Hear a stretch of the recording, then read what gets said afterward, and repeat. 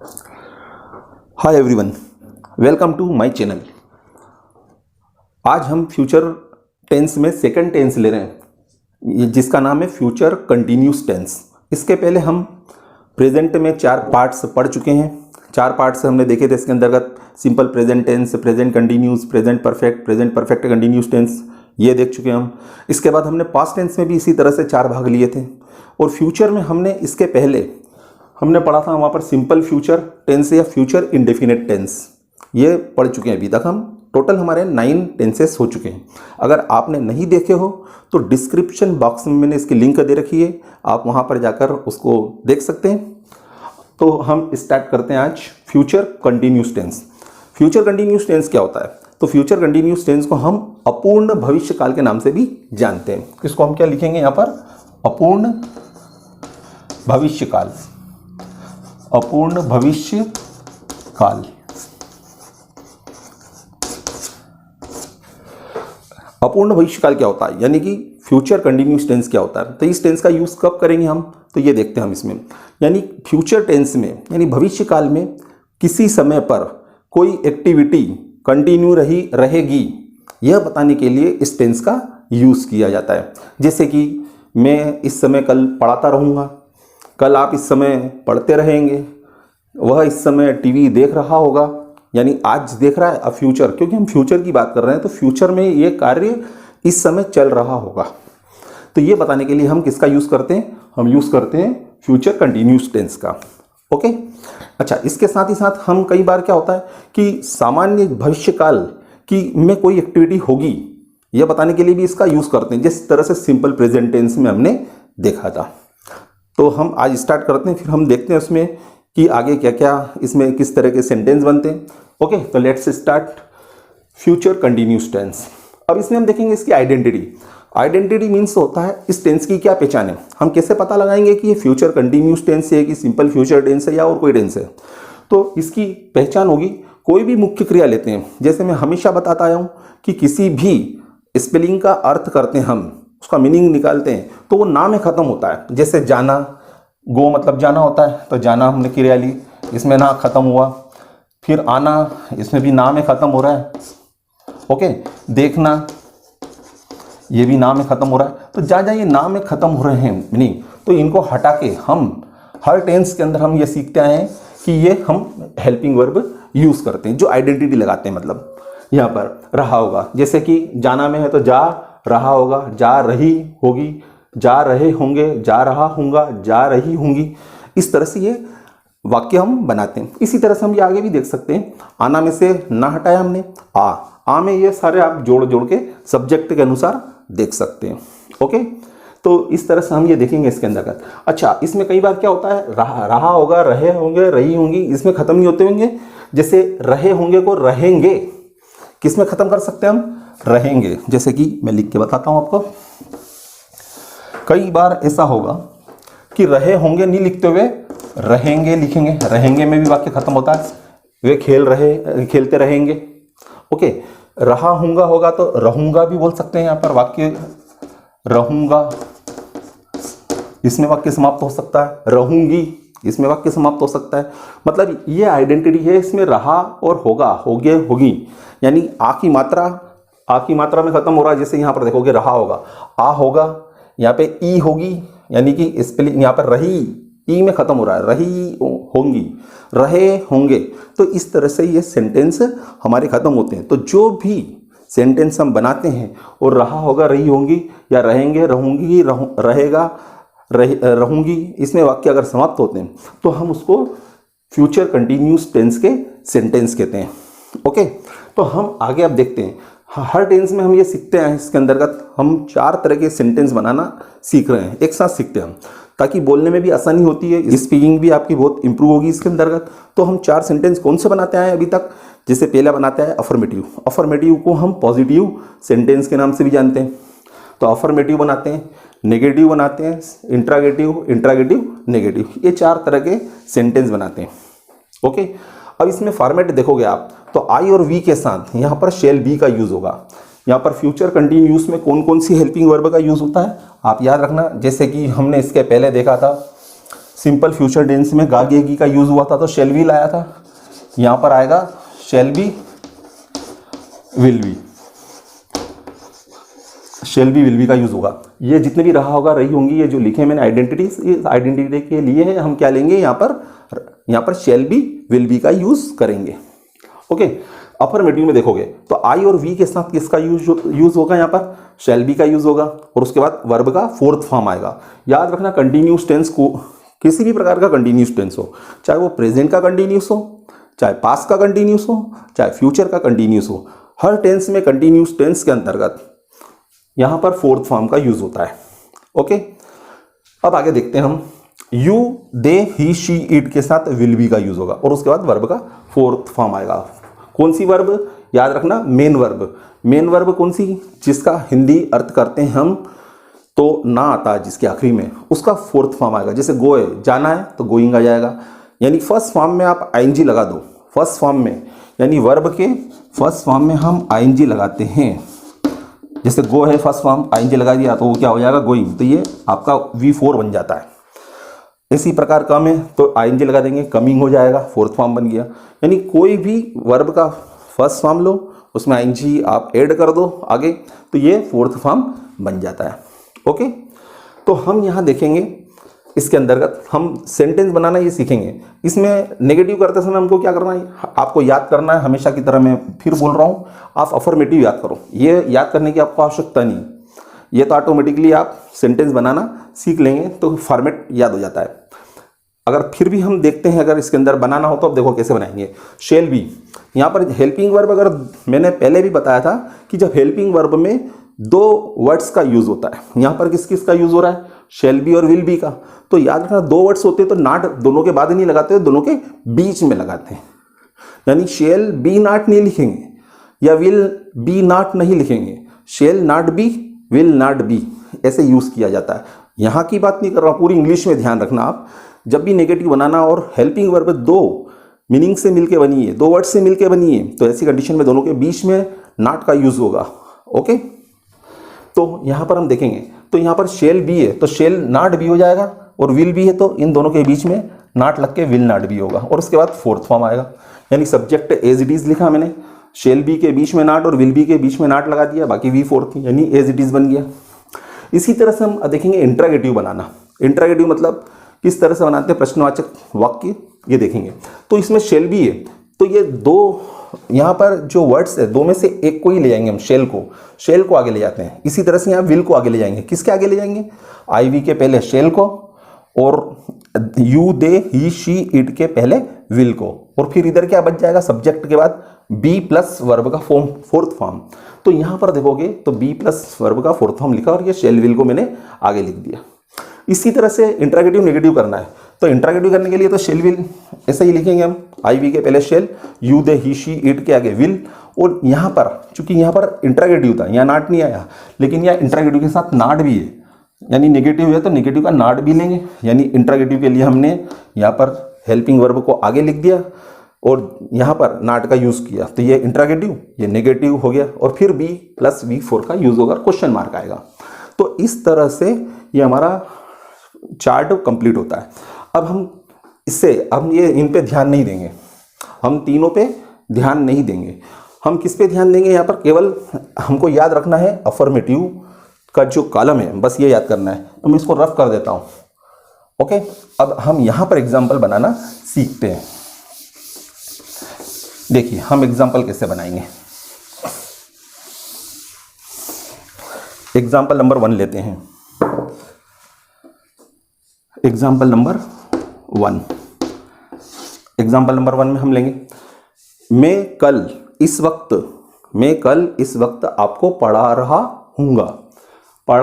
हूँगा मतलब कल भी ये क्रिया इस समय चलती रहेगी। अब यहाँ पर हम कल की बात करेंगे तो कौन सा कल आएगा, यहाँ पर आने वाला कल, और आने वाला कल को हम क्या बोलते हैं इंग्लिश में, यहाँ पर बोलेंगे टुमारो।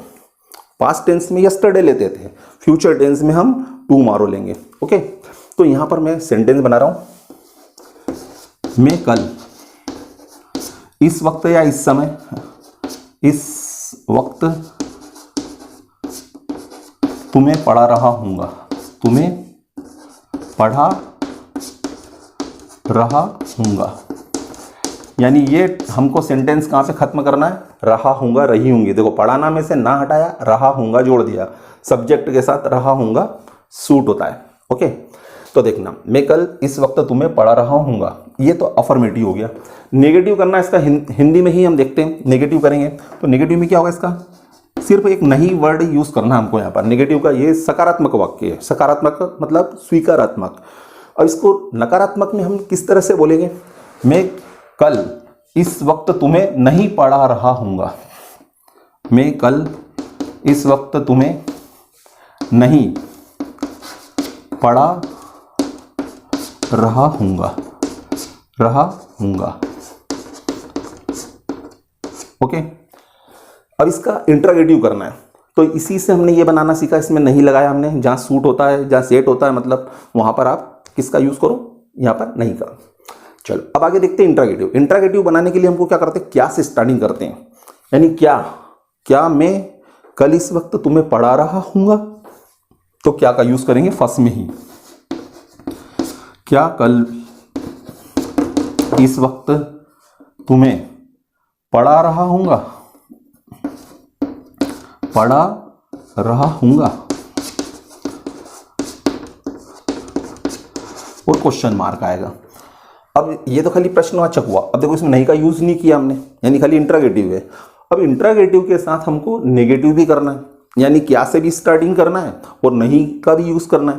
तो हम कैसे करेंगे, देखो यहाँ पर, क्या मैं कल इस वक्त तुम्हें नहीं पढ़ा रहा हूँगा, तो ये देखना यहाँ पर 4th नंबर का सेंटेंस इस तरह से बनेगा हमारा, क्या मैं कल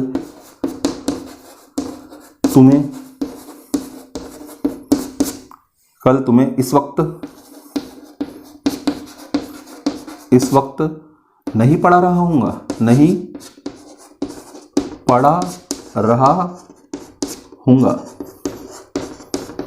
इसको ऐसे भी लिख सकते हैं हम, तुम्हें मैंने पहले लिख दिया, इसमें इस वक्त मतलब हम ऑब्जेक्ट में तो इधर उधर कहीं पे भी चेंज कर सकते हैं, कोई उस पर इफेक्ट नहीं पड़ता है ना सेंटेंस पे। अब हम इसको इंग्लिश में बनाना सीखेंगे। देखो सबसे पहले इंग्लिश में बनाने का सबसे इजी वे ये होता है कि सबसे पहले आप सब्जेक्ट को लो। जैसे हम यहाँ सब्जेक्ट को लेते हैं, सब्जेक्ट के बाद यहाँ पर आती है हेल्पिंग वर्ब और उसके बाद आती है मेन वर्ब। हेल्पिंग वर्ब क्या करती है, यहाँ पर पहचान बताती है उसकी कि कौन सा टेंस का यूज़ कर रहे हैं हम। ओके, या एक्सिलरी वर्ब भी कहते हैं इसको हम। तो यहाँ से स्टार्टिंग करते हैं हम आई से, मैं के लिए आ गया आई। अब उल्टे चलो, रहा हूँगा रही होंगी जो भी दिया हो इसमें से, तो इन सब के लिए चाहे वो रहा होगा, रही होंगी होगा, रहे होंगे होगा, या रहा हूँगा रही होंगी, तो इसके लिए हम किसका यूज़ करेंगे, या तो शैल बी का या विल बी का। तो अब सब्जेक्ट के अनुसार देखो तो आई के साथ किसका यूज़ हो रहा है, शैल बी का। चाहो तो आप विल बी का भी यूज़ कर सकते हैं हम यहाँ पर अभी हम ओल्ड पैटर्न के हिसाब से सीखेंगे इसके अंतर्गत, क्योंकि न्यू पैटर्न के हिसाब से तो शैल बी का यूज़ खत्म ही हो गया बिल्कुल, विल बी का यूज़ करते हैं। पर हम ओल्ड पैटर्न के अनुसार यहाँ पर शैल बी का यूज़ करेंगे। तो आई शैल बी आएगा यहाँ पर, आई शैल बी हो गया, आई शैल बी। और अब मेन वर्ब का 4th फॉर्म, तो यहाँ मेन वर्ब क्या है, पढ़ा रहा हूँगा। रहा हूँगा किसके साथ जुड़ा था, जिसमें से ना हटाया था हमने, वो हमारी मेन वर्ब है। पढ़ाना मतलब, और पढ़ाने को बोलते हैं यहाँ पर टीचिंग, टीच बोलते हैं, वैसे यहाँ पर वो टीचिंग हो जाएगा क्योंकि 4th फॉर्म यूज़ करना है हमको। तो आई शैल बी टीचिंग या आई विल बी टीचिंग भी बोल सकते हैं। ओके, अब किसको पढ़ा रहा हूँ मैं, तुम्हें यहाँ पे लिख देता हूँ, तुम्हें के लिए आया था या आपको, तो यू का यूज़ करेंगे, तुम्हें। और इस वक्त के लिए आएगा दिस टाइम,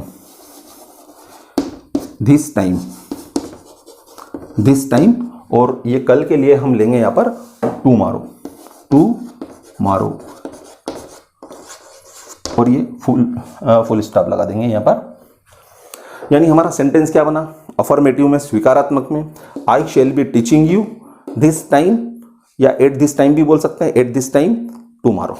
ओके, अब हम इसका नेगेटिव करना है, तो हमको यहाँ पर सबसे पहले पता लगाना पड़ेगा कि यहाँ हेल्पिंग वर्ब कौन सी है। तो हेल्पिंग वर्ब 2 टुकड़ों में बांट देंगे हम, यहाँ शैल बी है ना, 2 टुकड़ों में बटी हुई है यहाँ पर, यानी शैल और बी। याद रखना, जैसा कि मैं बता चुका हूँ, शैल और बी दोनों के बीच में नॉट का यूज़ होगा, है ना। तो यहाँ पर हम यूज़ करेंगे नॉट का, तो ये नेगेटिव बन जाएगा।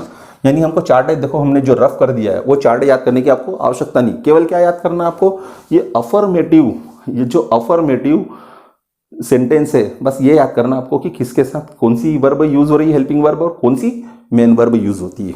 ओके, तो अब इसका नेगेटिव करना है, तो यहाँ पर आ जाएगा I shall not be, I shall not be, और एज इट इज पूरा सेंटेंस हम एज इट इज लिख देंगे, teaching you this time tomorrow, और फुल स्टॉप। यहाँ दो में फुल स्टॉप आता है, अफर्मेटिव नेगेटिव में। अब इंटरोगेटिव में क्या करेंगे हम, जो हेल्पिंग वर्ब होती है, यानी शेल बी यहाँ पर हेल्पिंग वर्ब है हमारी, तो इसमें से इसको हम आगे ले आएंगे। तो इसमें ध्यान रखना, फिर वही दो भाग होते हैं जहाँ पर भी, तो केवल पहला भाग आएगा, बी नहीं आएगा। शेल बी को नहीं लाते हैं आगे, केवल शेल को लाएंगे, या विल बी में विल को आगे लाएंगे। ओके, तो हम यहाँ शेल को आगे लेके आते हैं सब्जेक्ट के आगे। तो आई शेल का क्या हो जाएगा, shall I, shall I, shall I, और फिर एज इट इज लिख दो पूरा, B teaching you, I shall I be teaching, shall I B teaching you this time tomorrow, और क्वेश्चन मार्क। अब इसका इंटरोगेटिव तो हमने कर दिया यहाँ पर हेल्पिंग वर्ब को आगे लाते हैं। अब इसका इंटरोगेटिव नेगेटिव करना है, तो ये शेल को हम आगे लाएंगे, तो शेल आई, और जहाँ से शेल हटा वहाँ पर नॉट का यूज़ करेंगे, यानी शेल आई नॉट बी, और फिर एज इट इज उतार देंगे। यहाँ पर आएगा shall I not B, not be, okay, shall I not be teaching से पूरा, teaching you this time tomorrow, और क्वेश्चन मार्क। तो इस तरह से हमारे ये 4 सेंटेंस हमने प्रिपेयर करना सीखे। तो देखा होगा आपने इसके अंतर्गत कि हम अफर्मेटिव सेंटेंस या बनाना सीख लेते हैं, तो नेगेटिव बनाने के लिए हमको केवल नॉट का ऐड करना रहता है जहाँ पे भी सूट होता है, यानी कि हेल्पिंग वर्ब के साथ नॉट को यूज़ करते हैं हम। फिर उसके बाद हमको इंटरोगेटिव करना है, तो यहाँ पर जो भी यहाँ पर हेल्पिंग वर्ब होगी उसको सब्जेक्ट के पहले ले आएंगे, ये इंटरोगेटिव बन जाएगा। और इंटरोगेटिव नेगेटिव बनाने के लिए हेल्पिंग वर्ब को आगे लाते हैं, और जहाँ से हेल्पिंग वर्ब हटी है, यानी यहाँ शेल हटा है शेल बी में से, तो वहाँ पर हम नॉट का यूज़ कर देंगे, और फिर बाकी के सेंटेंसेस एज इट इज उतार लेंगे, तो ये इंटरोगेटिव नेगेटिव भी हो गया। ओके, अब हम नेक्स्ट एग्जाम्पल लेते हैं, सेकंड नंबर लेते हैं।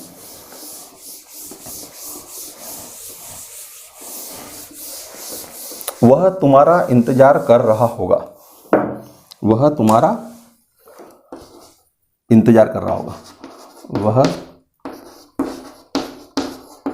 तुम्हारा इंतजार कर रहा होगा,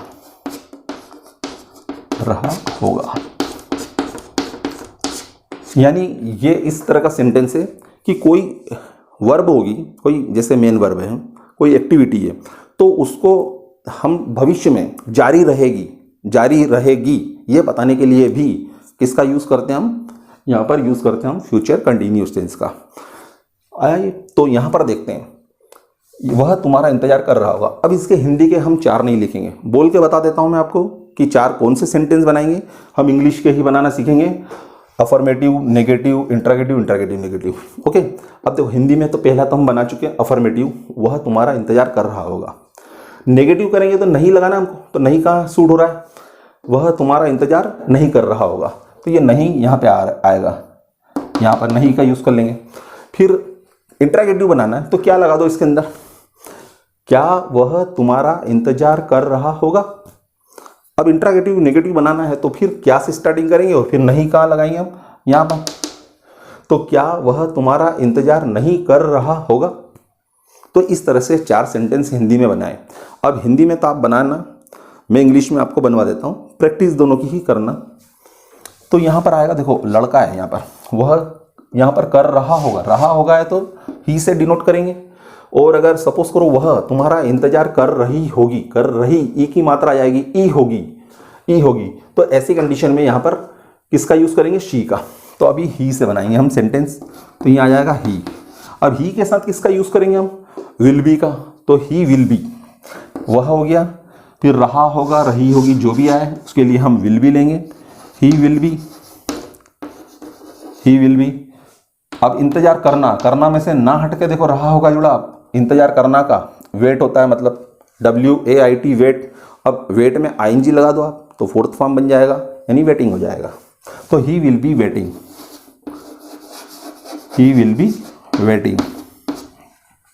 अब किसका इंतजार कर रहा है? तुम्हारा। तो waiting for you, waiting for you, he will be waiting for you. अब इसका नेगेटिव बनाना है तो फिर हम देखेंगे ये हेल्पिंग वर्ब हमारी दो वर्ड से मिलके बनी है, तो दोनों के बीच में नॉट का यूज करेंगे, तो ये नेगेटिव बन जाएगा यहाँ पर, he will not B, will not be waiting for you. अब इसका इंट्रोगेटिव बनाना है तो ये विल बी जो हेल्पिंग वर्ब है, जो कुछ करना है हमको हेल्पिंग वर्ब में ही करना है, चाहे वो नेगेटिव सेंटेंस बनाना हो, चाहे इंट्रोगेटिव बनाना हो, चाहे इंट्रोगेटिव नेगेटिव बनाना हो। तो ये विल बी में से खाली विल आगे आएगा, यानी विल आगे आया, देखो विल आगे आ जाएगा तो विल ही, फिर बी वेटिंग फॉर यू, तो यहाँ पर बन जाएगा विल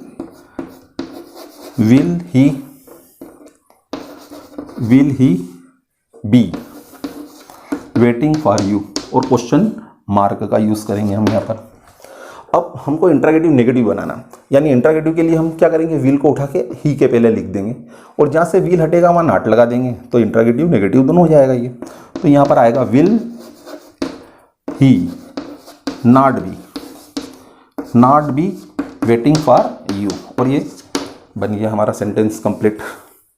ओके, अब हम इसका नेक्स्ट लेते हैं इसके अंतर्गत। नेक्स्ट थर्ड नंबर का एग्जांपल लेंगे हम।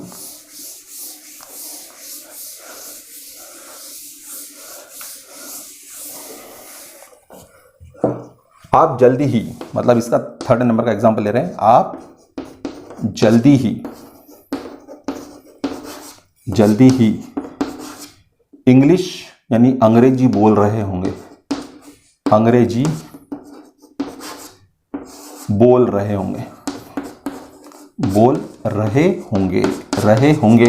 बोलना में से ना हटाया और रहे होंगे ऐड करा मैंने, रहे होंगे, तो ये रहे होंगे आ गया यहाँ पे, आ गया यहाँ पर।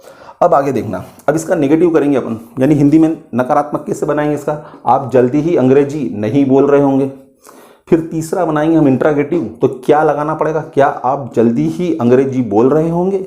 और फोर्थ बनाएंगे तो आएगा यहाँ पर, क्या आप जल्दी ही अंग्रेजी नहीं बोल रहे होंगे, तो नेगेटिव का नॉट भी लेना पड़ेगा यहाँ।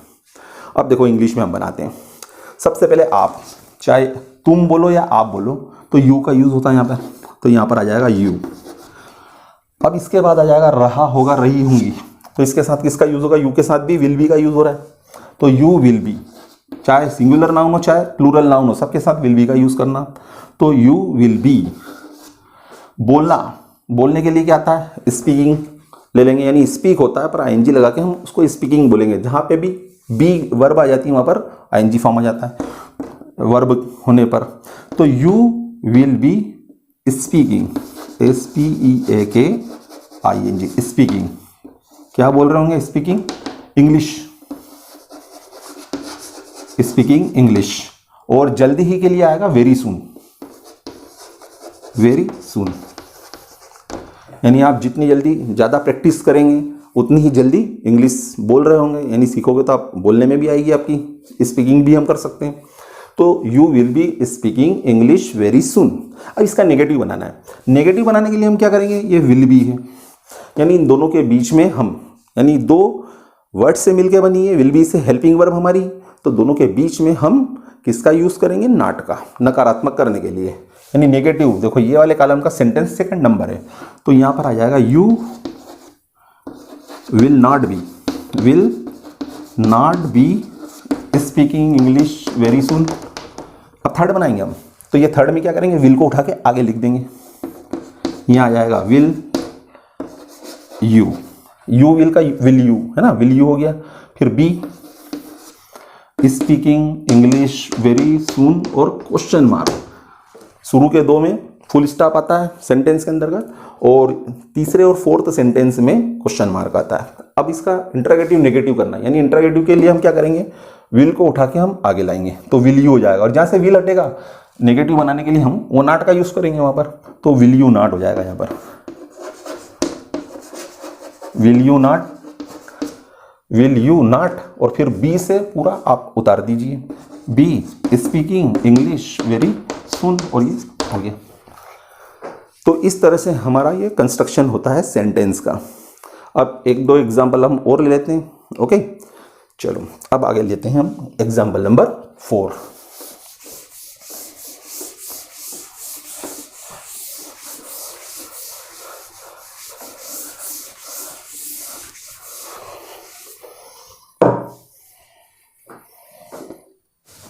अब हम नेक्स्ट एग्जाम्पल लेंगे हमारा 4th नंबर। अब यहाँ लेते हैं हम बच्चे खेल रहे होंगे, यानी बच्चे कोई क्रिकेट ले लेते हैं हम, क्रिकेट खेल रहे होंगे, बच्चे क्रिकेट खेल रहे होंगे अब इसका नेगेटिव करेंगे तो बच्चे क्रिकेट नहीं खेल रहे होंगे, फिर आएगा क्या बच्चे क्रिकेट खेल रहे होंगे, इंट्रोगेटिव हो जाता है, फिर इंट्रोगेटिव नेगेटिव करना तो क्या बच्चे क्रिकेट नहीं खेल रहे होंगे। तो इस तरह से 4 सेंटेंस हम बनाना सीखते हैं। अब बच्चे के लिए क्या जाएगा यहाँ पर, चिल्ड्रन,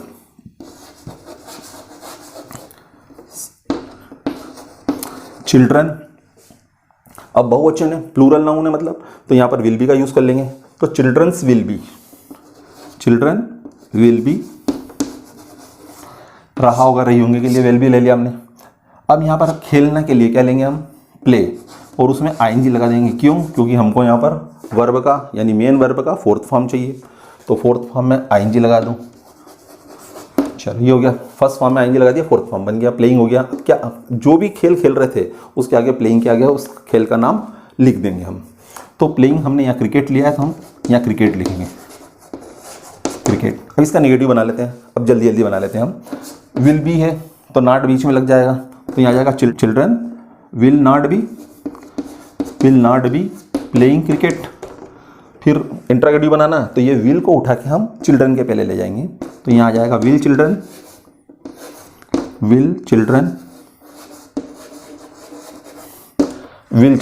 फिर बी प्लेइंग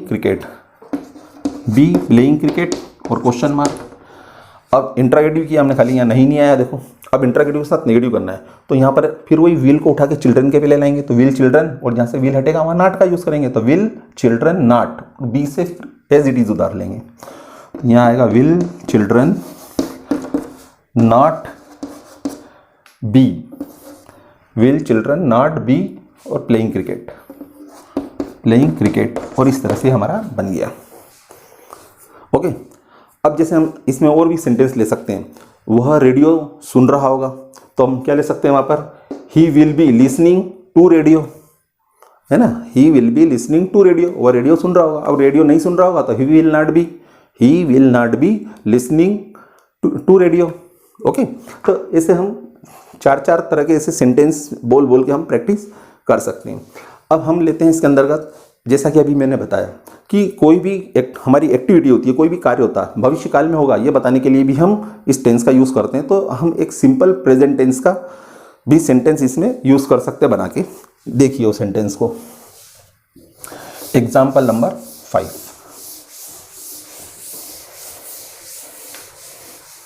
एग्जाम्पल नंबर 5, मैं तुमसे कल मिलूंगा,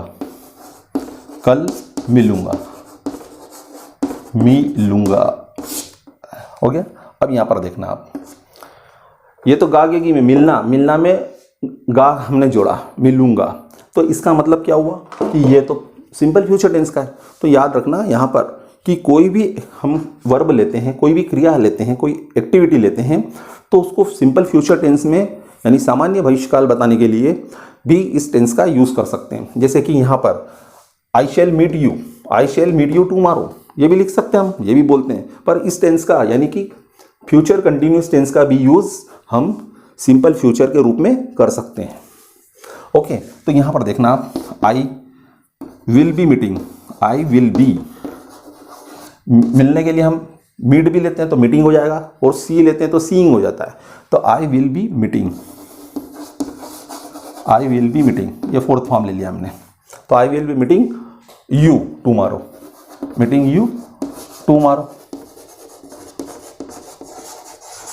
ये हो गया। इस तरह से भी हम बना सकते हैं।